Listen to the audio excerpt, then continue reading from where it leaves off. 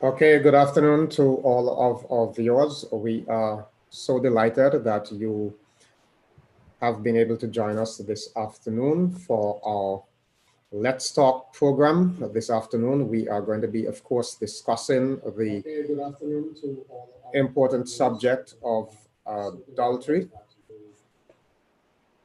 And I trust that you will find the information we present useful.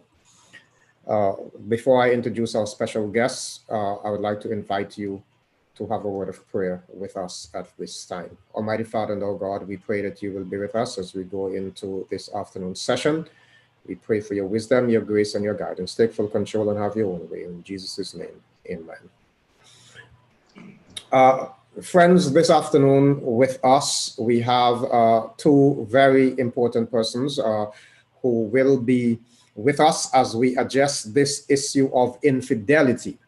Here on Let's Talk, we talk about issues, we talk about real issues that are often not discussed in the public domain. And the issue for this afternoon is infidelity.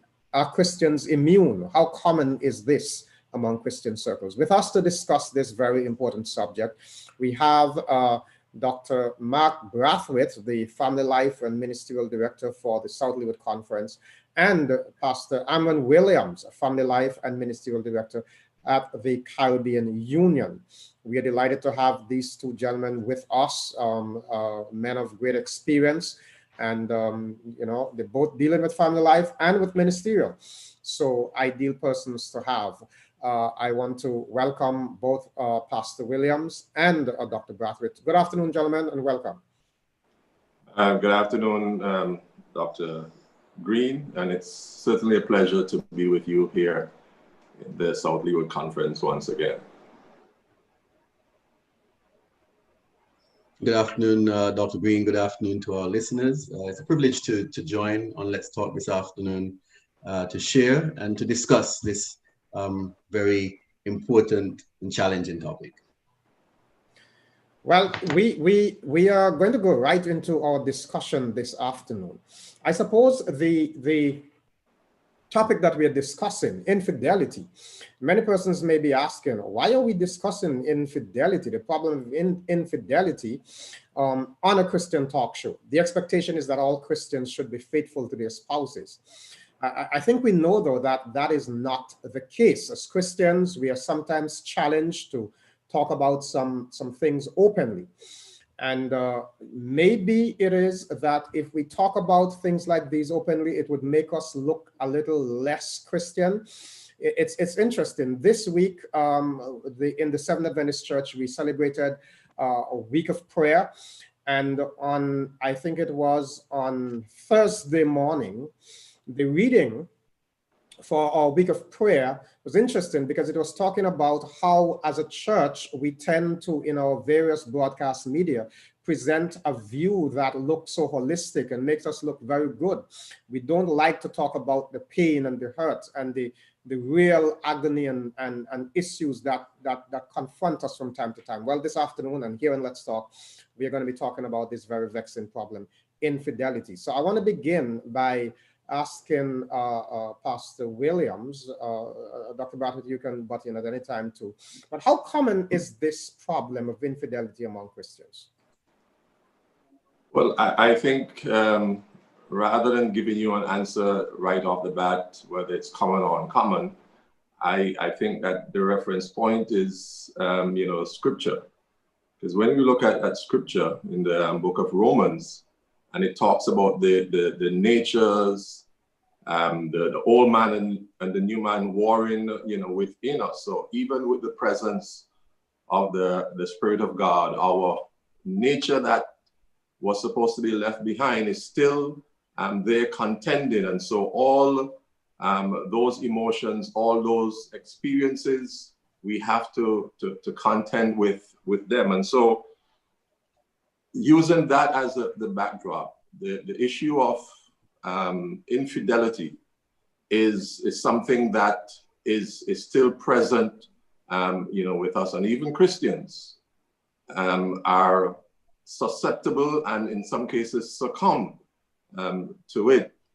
In terms of a specific percentage, I'm not sure that I can put my finger on it in terms of in the Caribbean, but what I can attest to is that it is present, it is a problem, and it is of concern. And I believe that this is a very, very relevant topic for us to explore, because you know, darkness thrives more when there is the absence of light. So I am thankful for the light this afternoon. I just want to on the button here. Right, I just wanted to concur with Pastor Williams in relationship to, you know, the biblical context that he shared, and we realize that it's a problem that has existed also in Bible times, you know. So it's not unusual or uncommon. It's a challenge for sure, and as it relates to Caribbean statistics, we always struggle in the Caribbean to get relevant statistical information. I remember recently there was I wouldn't say a scientific study done in Antigua and Barbuda, but it was something that was really just sort of a simple study, and it related to infidelity and some other issues related to marriages. And definitely the understanding was that, well, basically men are twice as likely as a woman to have extramarital relationships or to you know, engage in practices of infidelity. But if just to read from some material that we would have received, it suggests that 1 in 3 married men step outside of marriage by having sexual affairs, and 1 in 6 married women would do the same. So you know, we do say that men are twice as likely as women to maybe step outside or to be in an extramarital relationship. Now that's pretty alarming, because 1 in 3 is a third. We're talking about a lot of people. So this problem seems to be rather very common. You know, I have a tendency to whenever the government puts out its census to brood over it and to look at it and to analyze it, etc. And one of the questions they asked in the census, in the national census, is about how many persons are, you know, married, how many persons are involved in relationships outside of marriage, and what we commonly refer to as common law relationships and shacking up relationships, and then those relationships where people sleep over. And I was alarmed to see that people were willing to say, listen, I'm not married, but I sleep in occasionally. So we do have these kinds of things. But Dr. Braithwaite, let's just go back to something you mentioned there, because you indicated that married men are twice as likely to be unfaithful to their spouse. I mean, we're talking about men in comparison to women here. Right. Yes. But obviously they're being unfaithful with somebody else. So Absolutely. Is it that they're being unfaithful with single women? Well, the indicators suggest more so that yes, it would be more likely with a single woman for a man in relationship to them having an extramarital relationship.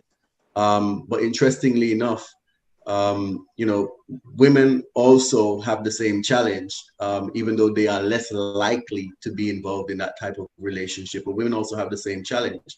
And particularly, they indicated, research suggests, Dr. Greene, that professional women are a little more likely to be involved in extramarital affairs than men.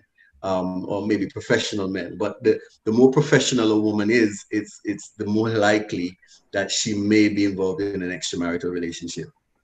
Now we're going to go to talk about that in a while, but I wonder, before we get into that kind of stuff, to go back to maybe, you know, we want to start basic and move on. So Pastor Williams, I want to come to you. Some persons view infidelity as a purely physical occurrence.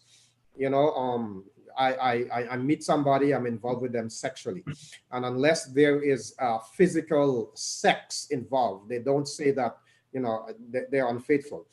Is that a dangerous approach? And if so, why? All Maybe right. you want to say what exactly is infidelity? All right, excellent question. And just to hark back to what Dr. Braithwaite was saying, is that the difference between the incidents between men and women is that the research also suggests that men see it mostly as a physical, just purely physical. And most women, when they engage in it, they tend to be more emotional. And so to now answer your question specifically, you know, infidelity is not just a physical, you know, thing, because you have the combination of the physical and the emotional.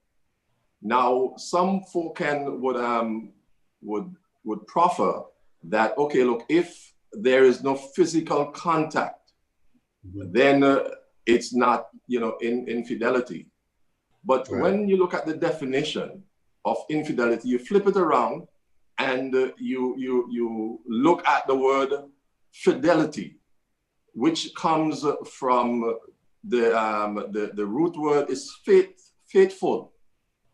And so, you know, infidelity really in the broadest sense deals with you given to someone else, in this case, a man given to another woman that is not his wife, something that is reserved exclusively for her. And so there are a number of things apart from just the actual physical act that is reserved for a man's wife. And therefore, that's why, you know, the physical act is not the exclusive definition, but it also includes, you know, that part of the woman's that is reserved for your wife. And the Bible, you know, really brings this out when the Bible talks about, you know, you can, if you look on a woman and you lust after her, then you are actually engaging in an emotional contact, and that is, in the broadest sense, according to the Bible, part of infidelity. Okay, very comprehensive, very interesting there. I'm wondering though, why is infidelity such a problem? I mean, you know, you're married, you have a spouse. Why does this become such a challenge? It is a perplexing challenge. I mean, like I said earlier, we sometimes don't talk about it openly, but we all do know that it does exist. What's the real challenge here? If I may, Doc, you know, and just hinging on what Pastor Williams indicated, the context, not necessarily just being physical, but emotional, as was stated, and connecting with individuals in different ways. You know, what makes the whole, I guess, the experience challenging, as Dr. Stanley and others suggest in his book, A Lasting Promise, Doc, you know that book very well, is the fact that some of the circumstances around us today in our world creates maybe greater opportunities for individuals to be involved in infidelity. And we speak about, we could just talk about, you know, the whole context of social media, where it's indicated that individuals, well, we could use the term old flames, you know, in Antigua, the burning flames are famous for saying old fire stick, easy to catch back. But they suggest that, you know, the nature of social media allows individuals to connect and have relationships that are somewhat hidden. And that seems to allow infidelity to thrive even more. And if I may add, and Dr. Braithwaite is onto something there, very powerful, because you know that question you asked, Dr. Greene, is a very real one, in the sense that the emotions related to you know the sexual relations are some of the strongest emotions that God has given to us, and they were designed by God. But they were designed to be used in a particular way. And as you know, once sin came into the world, you know, the devil specialized in taking almost everything that God, you know, had designed within the context of his creative genius. Mm-hmm. The devil has used the same energy and turned it in the opposite direction. And that is why the, you know, infidelity is such a prevalent issue even within the church, because these are very powerful emotions that were given by God, but they were designed to be used in the correct context. Mm-hmm. But also what Dr. Braithwaite pointed out about the fact that it's done in darkness, it's something forbidden.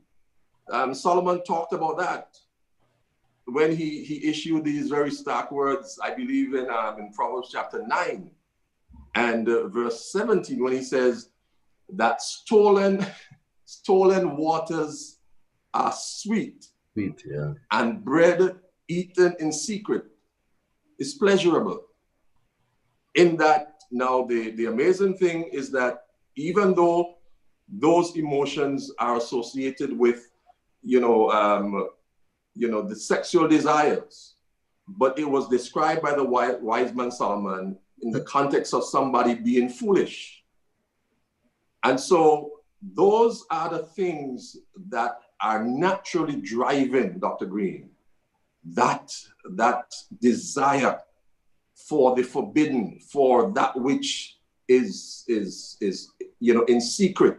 There is a certain allure to it. And unfortunately, again, going back to the research, you know, because men are driven by their sense of conquest, or their sense of their ego, that I believe is another reason why they are more predisposed. It doesn't mean that that desire is not present also in you know, in women. So, you know, these are real issues, and I think that, you know, the more we can openly speak about them and address them is something that is very, very good. So I am very appreciative of this this conversation here. Well, let's for a moment continue with this element of darkness that Dr. Braithwaite introduced. You know, the whole concept of the shadiness of the affairs. I want to suppose that very few persons would say to their spouse, listen, I'm having an affair. You know, to my knowledge, most times it's a denial, you know, it's not happening. And then it takes something for a wife or for a husband to discover that the other was being unfaithful. So we may be able to say that, generally speaking, men and women alike know that this is wrong. You know, and in the Christian context, the commandment says, thou shalt not commit adultery. I mean, right. That is clear. But in spite of that, and in spite of our determination to say that we are Christians, we find the problem persisting. Now, here is the issue, and I don't know to what extent you can respond to this, either of you, but an individual who is involved in an illicit affair, is unfaithful to their spouse, does that individual have a look? Do we find individuals like this still going to church, still getting involved in missionary activities, still preaching and behaving like good families, or can a person look at somebody and say, see that person is unfaithful? Interesting. Well, one of the realities is that, you know, what happens in church is really a microcosm of what happens in the world. You know, percentages in the world are reflected in the church. And so, you know, just as you might not know that, you know, a particular individual in society is having or has certain challenges, you would not know with respect to the Christian either. They look just like everybody else. They talk like everybody else. They function like everybody else. But may struggle with this issue. And so, there's no look. I think, Dr. Greene, there's no look. It's just, the person has this particular challenge that they're struggling with, or may have given into, and it's prevalent in their experience.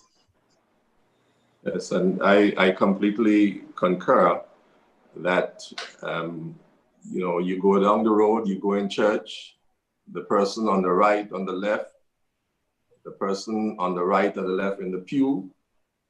When you look at them, that's the profile, in that it is something that is resident, or all of us have that, that potential. And so, we as individuals, need to take the necessary steps in order to check ourselves and never give the impression that this cannot happen to me. As a matter of fact, that is the indicator. When you speak like that you're in trouble. Right. Because the Bible says again, let him that thinketh he standeth take heed lest he fall.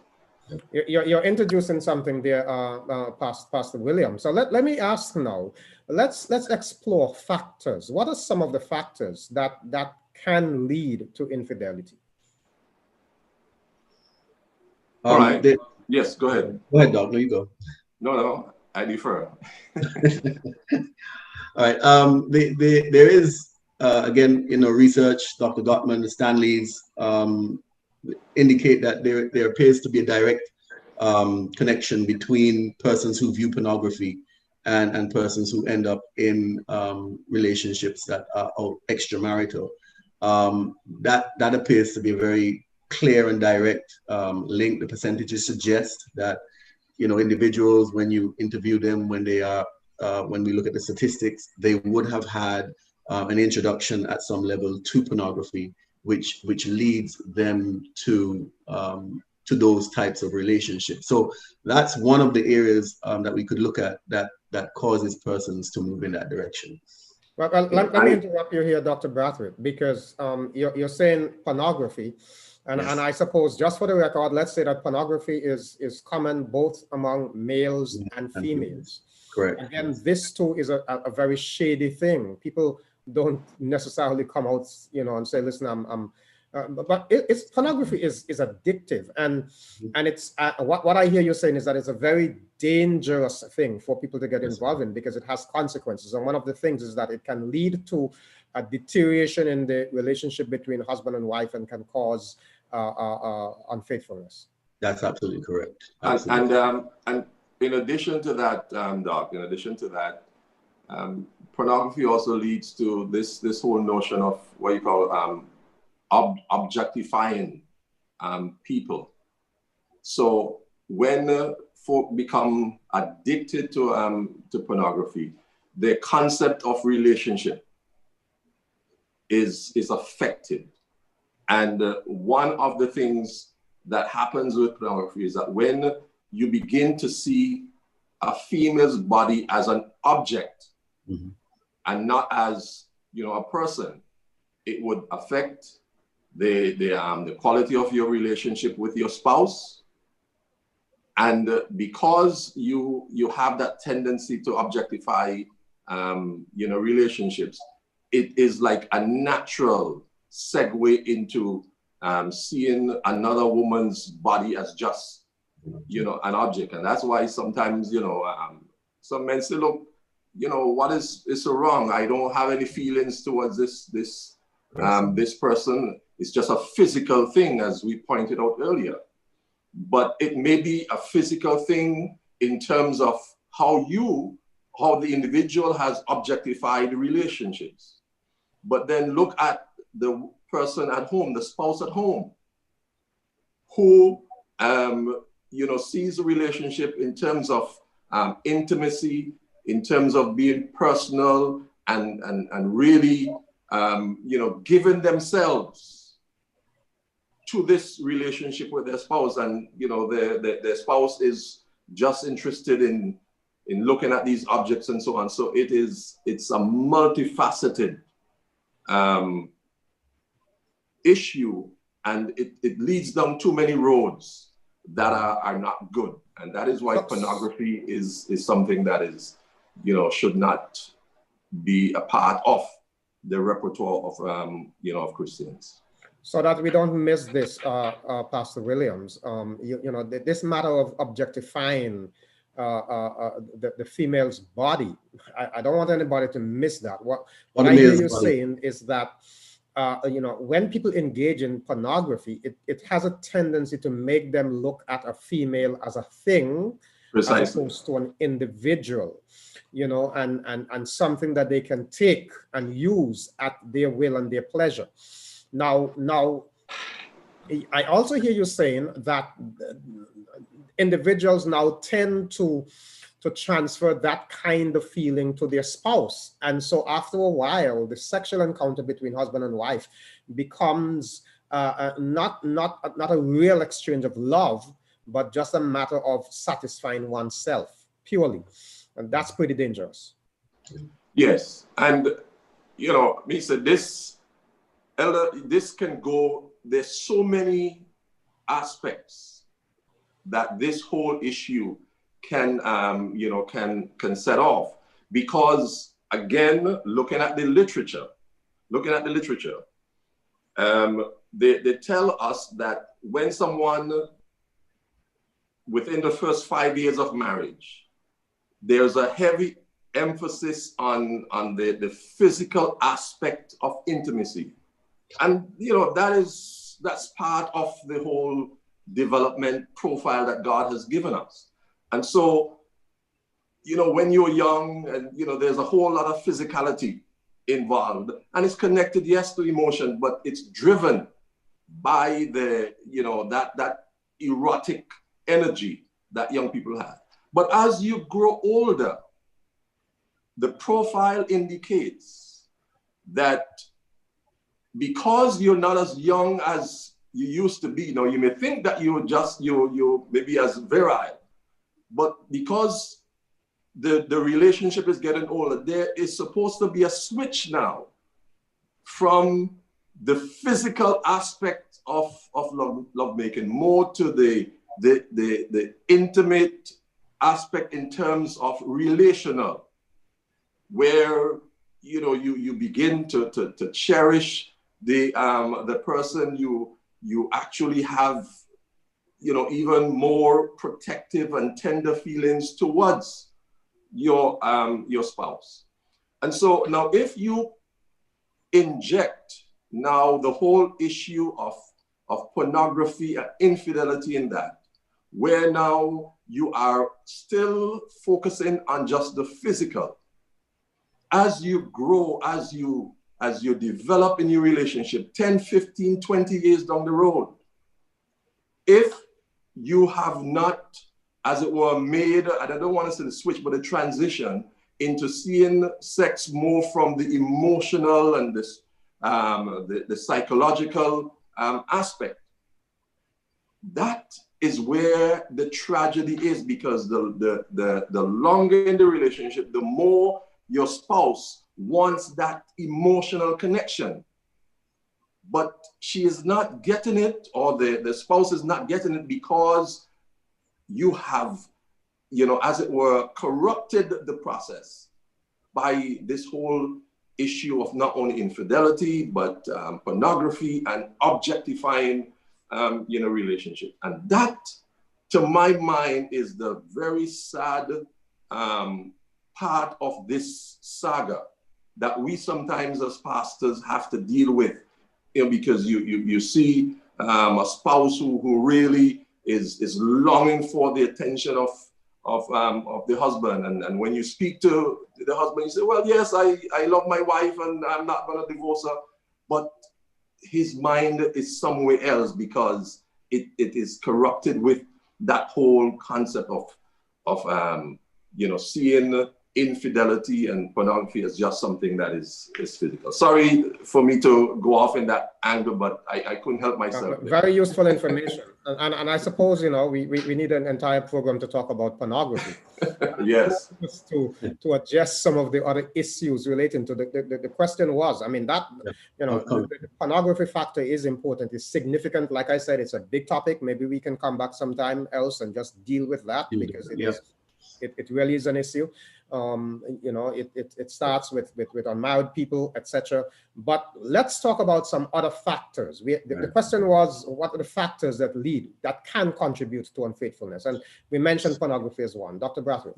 Yeah, I wanted to add, you know, Dr. David Olson and his team at Prepare and Rich talk about the whole notion of individuals being connected, feeling intimate in their relationships. And they speak about, you know, about 9 scales or subscales where relationships need to be able to connect at these levels at a pretty high level in order for the relationship to have the kind of connectedness or intimacy that people are looking for. So you're talking about things like you know, the ability to communicate, the ability to resolve conflicts, the ability to manage finances, the ability to have spiritual connectedness, etc., etc. And if individuals are missing, you know, in a number of these areas and do not have or do not feel connected, they do not feel intimate, they may tend to look for that connectedness elsewhere. And so, you know, it often leads people astray, if you would want to put it that way. For instance, just as an example, you know, you are constantly in conflict in your home. You cannot seem to address conflict or work conflict out clearly and properly. And you're at work and you're working with a person of the opposite sex, and you have conflict situations that you're able to work out nicely and clearly and calmly, and you begin to talk about other things in life. And very soon you find that a relationship builds. Dr. Greene, I remember some time ago, we spoke about emotional infidelity on our program, Marriage Encounter. And, you know, that whole context where relationships often begin not physically, but they begin at the realm of the emotion, and where individuals do not have the skills to really work on developing intimacy in their own relationships, you can find that these relationships deteriorate, the marriage deteriorates, and they find certain amounts of comfort in other places. Right. And very interesting. You know, that again, it suggests therefore that married couples need to do work. Yes. They have a responsibility to make sure that they affair-proof their relationship, so to speak. Yes. And you mentioned the matter of communication, the matter of having a connectedness in the relationship. And you know, there is the fallacy sometimes where we like to say that men are not emotional creatures. And sometimes when men's emotions are not being met at home, then it produces, it is not an excuse, but it produces a temptation for them to get satisfaction elsewhere. Interesting. Pastor Williams, you want to add something to that? Yes, well, I think you touched on it there, where, and I'll put it in this way, where some of us, and I'm not just referring to men, but all of us, because I don't want it to appear as if we are just focusing on one gender. You know, we try to use the term spouse. But, you know, there's a tendency sometimes, and Pastor Braithwaite also touched on it, where we overestimate our ability to control our emotions. And so we see a situation developing, and we get all the signals, but yet we're saying, look, I can handle this. I know what I'm about. I can control my emotions. And so you go into these situations. It could be something at work where you have a work colleague who may have designs on you and you know it, and they set up certain situations to lure you into, and you see it. But you tell yourself, look, I am not going to go down that road, but I'm still going to go, because you overestimate your ability to to say no. And that is more prevalent than sometimes I would really want to acknowledge in terms of people that I encounter. So is it therefore safe to say to oneself that, listen, I'm vulnerable, let me be careful? Precisely. Yep. Precisely. Okay. Interesting. You know, there are folks who have said, you know, that would never happen to me, and then they end up falling, which is, you know, the scripture reference that Pastor Williams made earlier. Let him that thinketh he stands take heed lest he falls. So one must have the awareness that, listen, this is possible, and else I must be willing and able to take certain kinds of precautions. Precisely. And also, again, along the same continuum, and I'm speaking now specifically of men, even though it could be applicable elsewhere, but we have that need, that there's that ego need that we have to feel, you know, competent, to feel that, hey, you know, I still have it. And so when we have the attention, or somebody may flirt with us, there's a tendency for us, even without realizing it, to kind of like accept and feel very flattered by it. But that also is a danger sign, in that learn to deflect those feelings that sometimes Satan suggests to us. Hey man, you know, you still have it, but you just say, look, get thee behind me, you know, Satan. Now, sorry. Go ahead, Dr. Braithwaite. Go ahead. Well, I was just gonna sort of add, you know, because it really takes an awareness on the part of the individual to identify their own shortcomings and weaknesses. And a lot of times, individuals have never really dealt with their own issues. And I think that's a huge part of the problem. Dr. Pastor Williams was mentioning when persons flatter you, and, you know, you feel you feel nice about it, you feel that somebody said something to you, and sometimes that is really speaking to your own sense of maybe a lower self-esteem. Or Definitely. On the other hand, I want to address the reality where in the relationship, as I mentioned before, in the marriage, you know, the husband and the wife are not sort of complimenting each other. They're not sharing those emotions with each other. They're not talking about, you know, how you make me feel, how good you look, how much I enjoy spending time with you. That's not taking place in the relationship. And so when somebody else says it to them, or to one of the spouses, you know, it's like a breath of fresh air for them, and they gravitate towards it. So the challenge here is that people really need to understand themselves. They need to know and appreciate their own deficiencies. And I like to say, you know, we don't need to be macho as men or women. We need to identify where we are struggling, and identify our own shortcomings through introspection, through reflection. You know, hey, I'm struggling here. And that's something you can share with your spouse, that can assist the couple in working together to bring about a sense of well-being in the relationship, rather than trying to get those questions answered on the outside. So, you know, really and critically, it's about understanding who you really are and appreciating your shortcomings. And as Pastor Williams said, not trying to deflect them, but accepting them, and then working towards enhancing your own weaknesses. Yeah, you know, I'm beginning to realize that we need more than 1 hour for this discussion.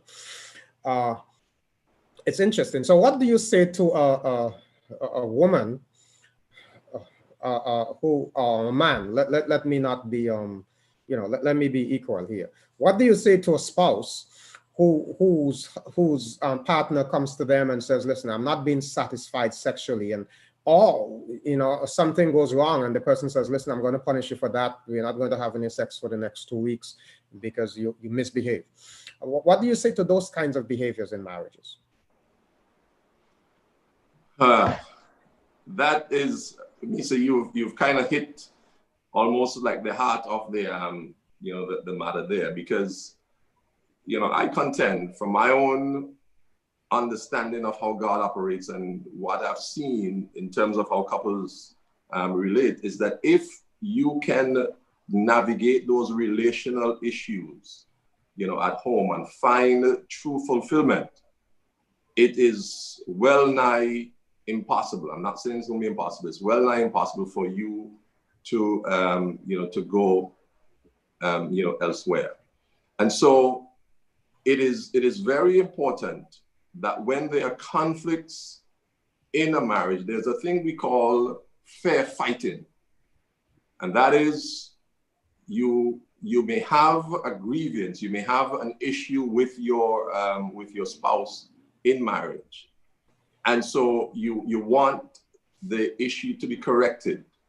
I am saying, instead of you just unilaterally dictating, well, I'm not going to do this, I'm not going to do that, but to get a fair fighting arrangement on where there is dialogue, and so that if you, let's say, decide, well, hey, I cannot lie with you because of how I'm feeling and so on and so forth. Therefore, in order for me to do that, I need to get some kind of response from you so that we can, so it has to be on both sides. What you find happening with a lot of marriages is, there's this kind of my way or the highway. And so if two people are committed to each other, whatever action they take, either to protect themselves or to have a different outcome, it must be reasonable. It must be one where there is a growth outcome to that action, not just something that is punitive. Now, if one partner is not willing to come together in that setting, that's where I guess sometimes one member may unilaterally say, well, look, I am not going to do this or do that, and end the story. But as I said, the goal of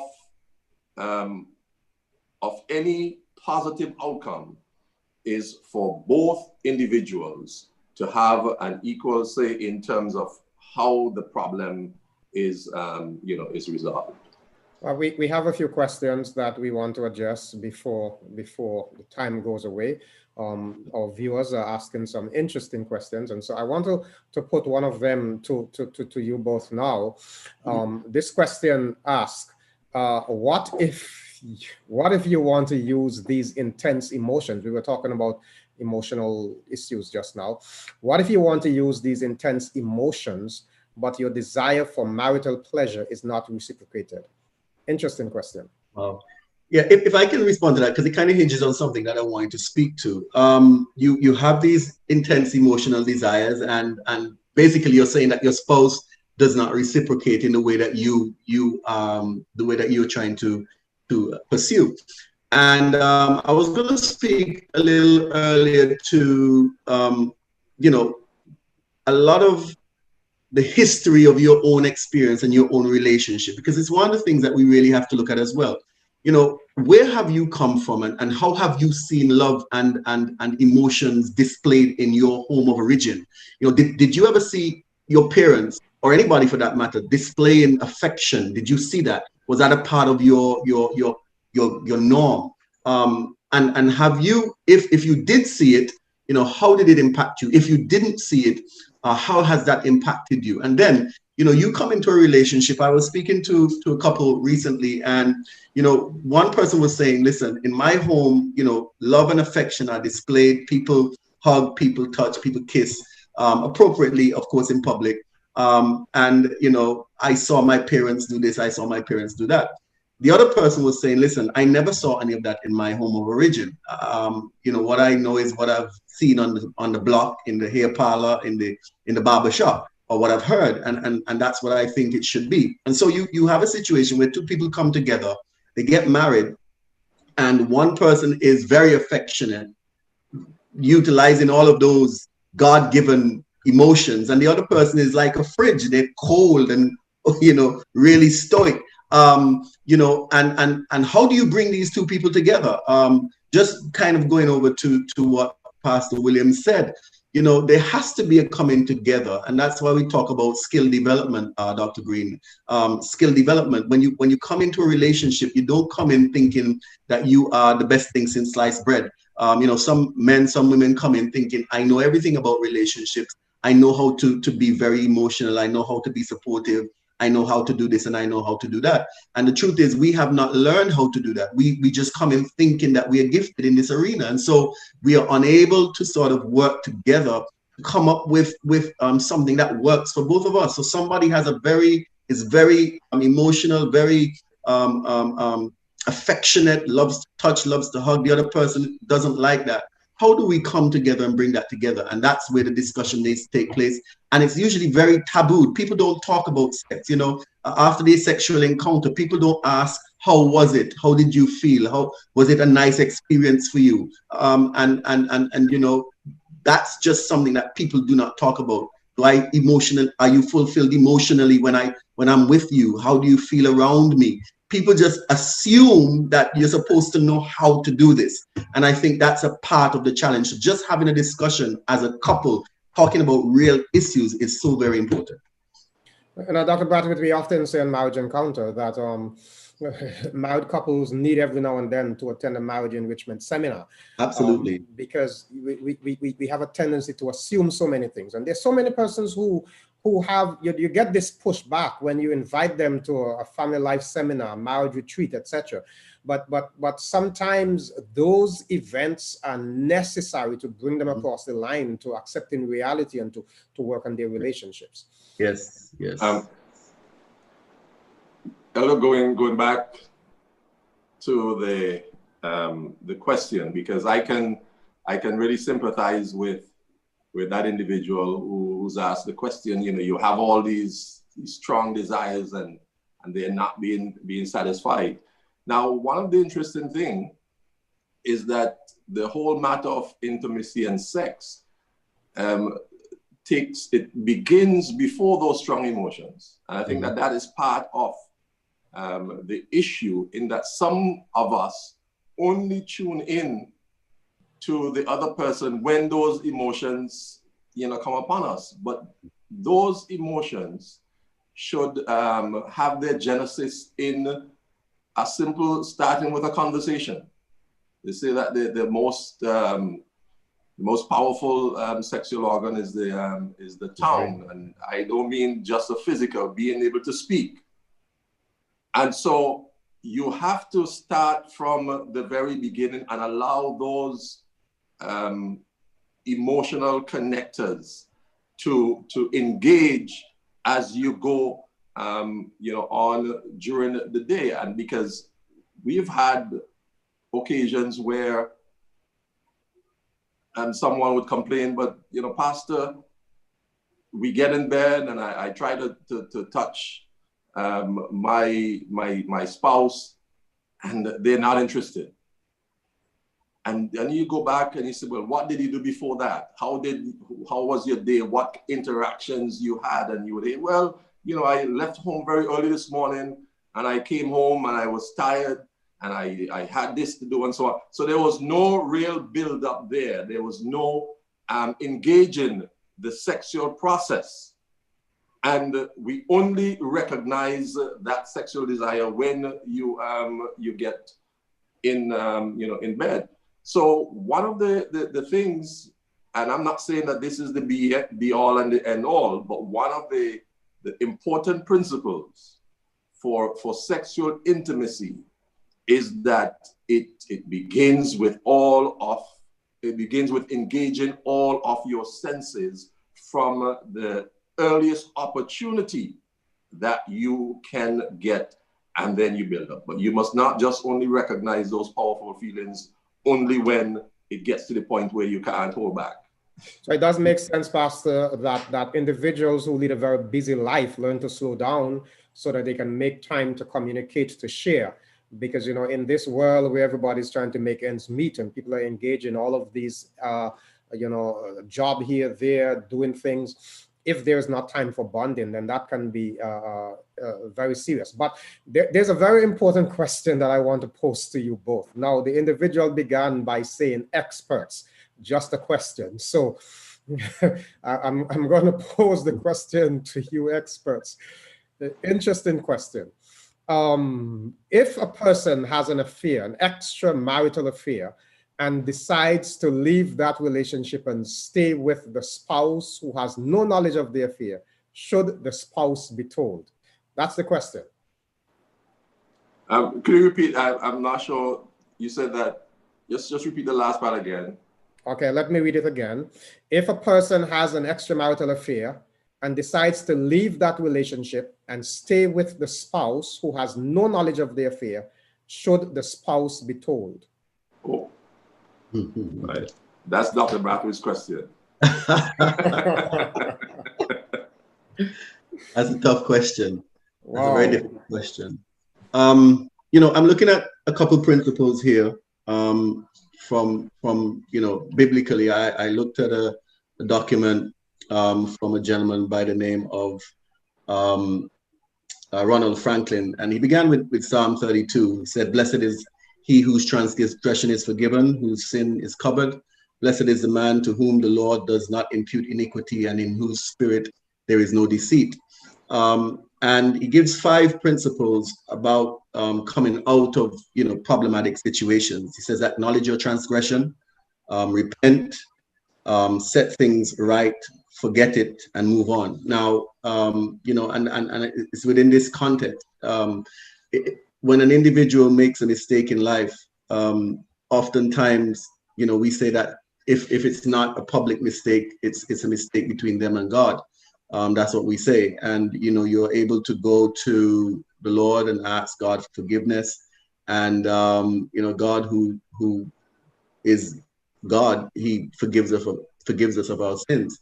The challenge is if that scenario or situation becomes public, and your spouse, the one with whom you have committed your life to, now comes on the receiving end and has knowledge of this situation, that's where the challenge is. And so, the challenge for the individual who has to make that choice is, do I need to, is it going to be something that's going to help our relationship? If the matter is over, you've forgiven yourself, you've been to God, is this something that will come up in the future to haunt me? I think those are some of the questions that a person has to address within that context, understanding that, at the end of the day, God is the one who really forgives.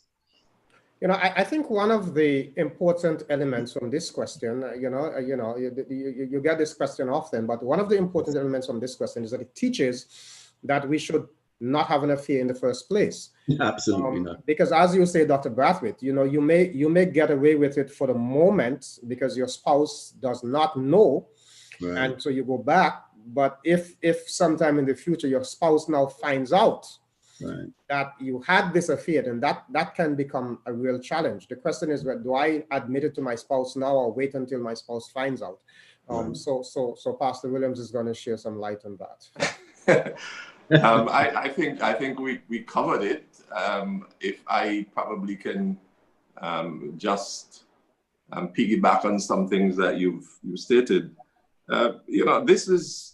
This is a very serious issue from the perspective that we as ministers, we gauge and we pitch for relationships to be whole, because that's the taste of heaven on earth.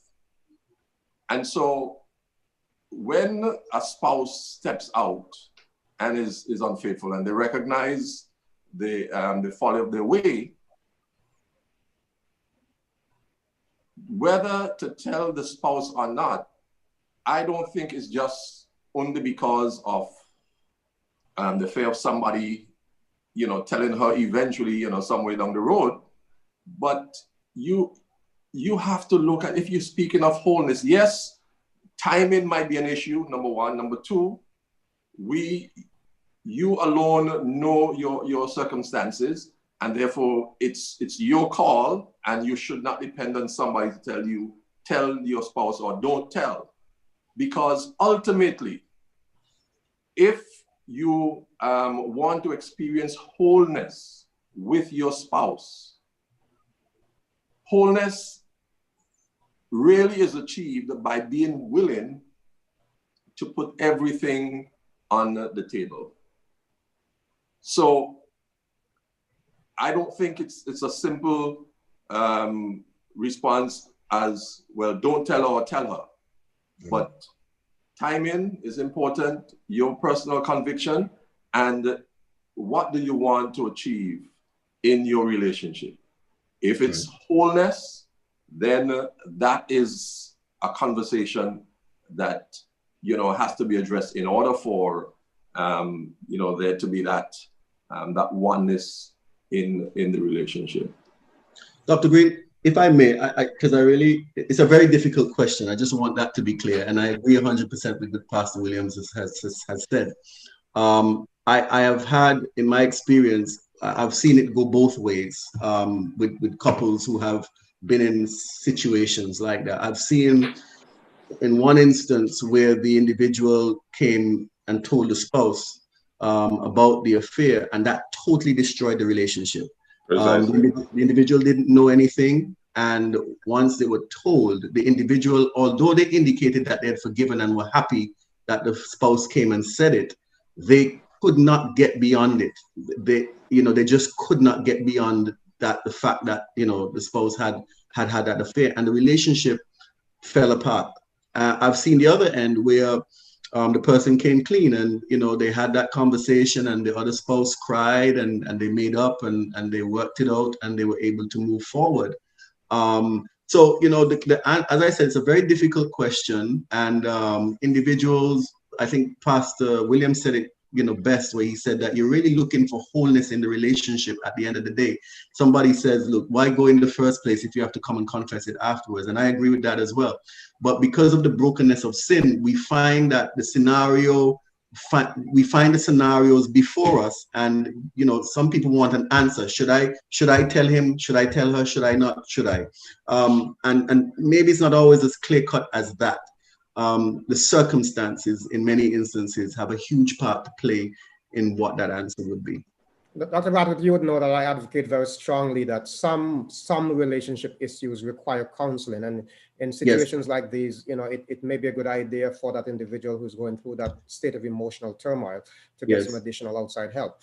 Absolutely. Now, our time is about up, but there are two very important questions. I mean, there are lots of questions, but there are two that I would like us to touch very briefly because of the fact that our time is up. You know, I want to apologize to all of our viewers who may not have had their questions answered. There's a question here about the emotional aspect because of physical might not be actually taking place. But here is this question about codependent. You know, what about the codependent spouse injured by the infidelity but continues to live in denial to maintain the status quo? They die inside, but keep the good marriage at all cost mentality.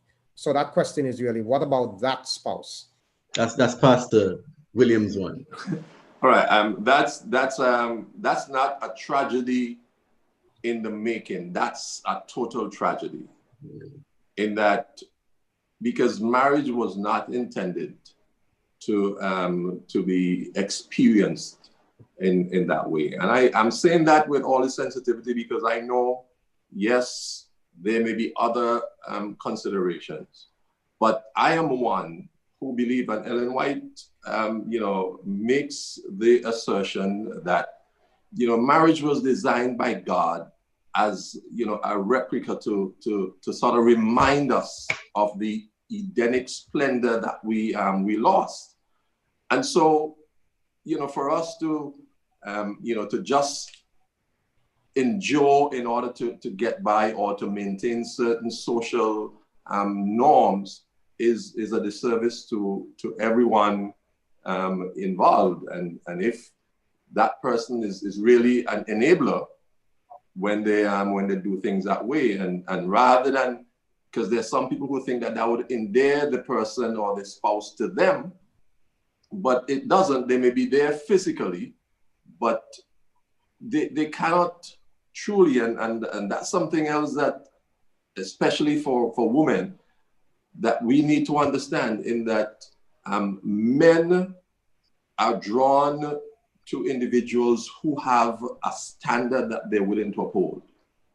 And so when you prostrate yourself like that, he may be there physically, but his sense of respect and appreciation for you is seriously compromised. And so that individual needs to take steps that would be geared towards wholeness and not maintaining that tragedy. Gentlemen, we are going to be back.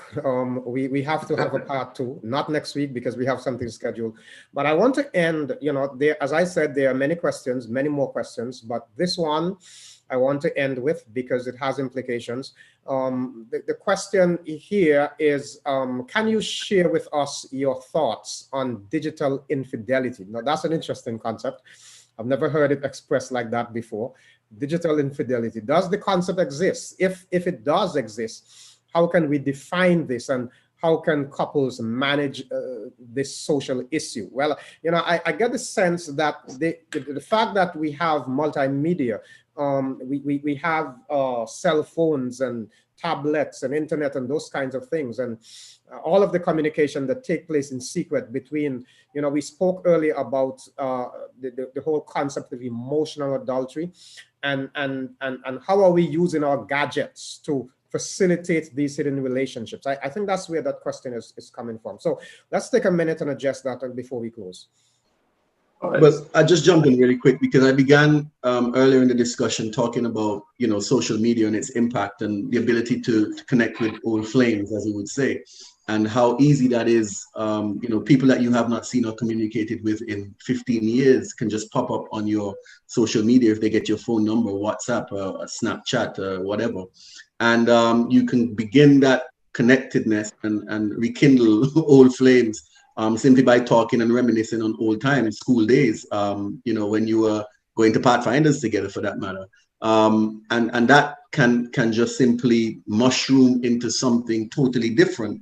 You talk about digital, and you talk about the conversations, you talk about videos, you talk about pictures, you talk about passing those types of things across the digital media, and connecting with people like that.